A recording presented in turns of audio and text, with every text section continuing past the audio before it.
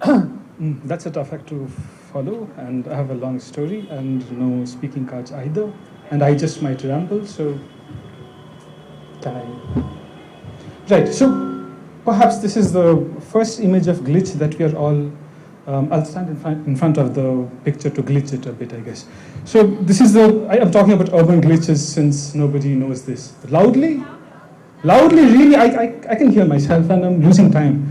So, okay, so this is the first image of glitch that all of us perhaps experience. It's gone. Okay, great. So the last image of the glitch, it talked about a situation where the pure picture has gone awry. This is in 1965. It's an art piece called Magnet TV. It's one of the first art pieces that really started talking about what happens if we play with the things behind the image. This is by Jodi. Anybody knows of Jodi? Jodi is again an art group that was playing around. This is the website. This is the first image you get when you hit the website. This is what you see. It's gone again, great. So who is this? So the dominant, the continuing search for noiseless channel has begun.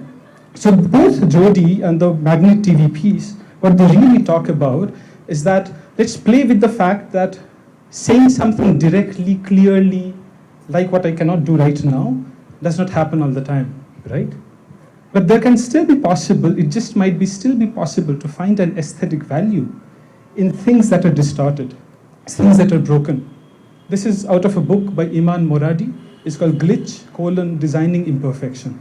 So what happens when there's an aesthetic value associated with something that is distorted? Many of us play games, and things like that happens a lot of times.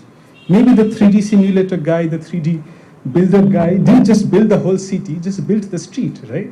So your character comes to such a position. This is out of Half-Life, if anybody plays such things. And that directly takes us to this very interesting lecture that happened, discussion that happened recently around this idea of new aesthetic.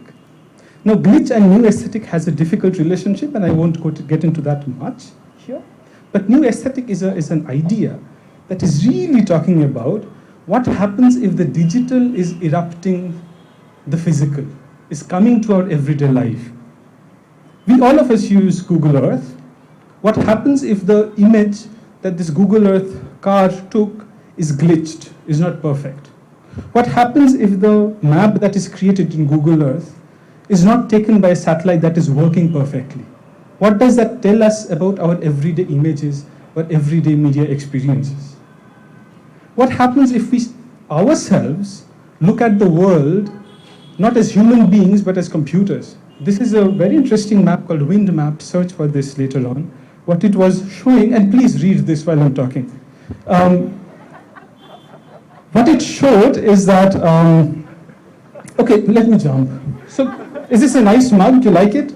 So somebody has written, used a comment that it's a useless mug because it doesn't have Google Buzz plugin around it.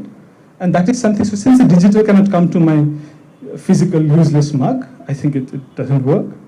And what happens if we react to that by bringing digital ways of seeing along with real life objects? This is a real life installation done by big building blocks. And that is that used to form in the last image of real water. At the same time, the digital is also something that is decepting you, that's deceiving you. So this is out of a Dutch surveillance effort to pixelate some parts of the Dutch satellite imagery to doesn't show something. This is again this is a Tornado aircraft, which is using this particular kind of pattern to deceive radar images, because radar images would take up such patterns as a glitch in the radar image and not perhaps an aircraft. And this is again James Bridle, the guy behind New Aesthetic. What he's doing, this is an installation in Istanbul, and Turkey have been using drone images, American drone images, for its own imperial interests, right?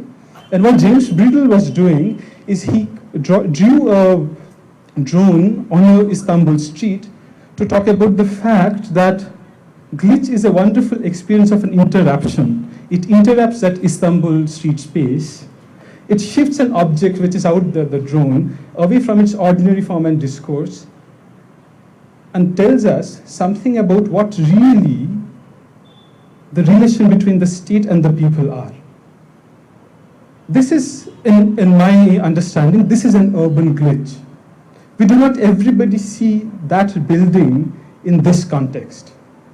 And this event, situations like this, images like this, experiences like this, brings out what it really means to talk about the state and the people.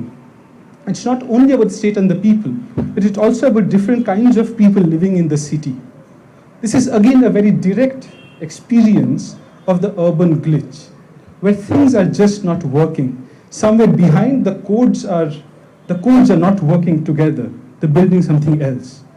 Now, one way of looking at that is a lot of us perhaps are also interested in that, is through visualization. You take the information about different things done by different people and visualize that. There might be other way of doing it.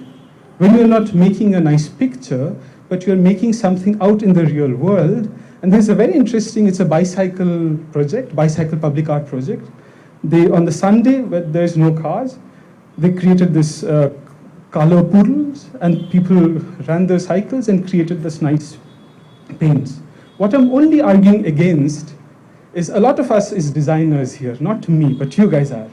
Don't create blue screens. When you're designing an interface, when you're designing a user experience, don't hide that error, that glitch behind that one line. This is the glitch about, go look up it in Google. Thanks a lot.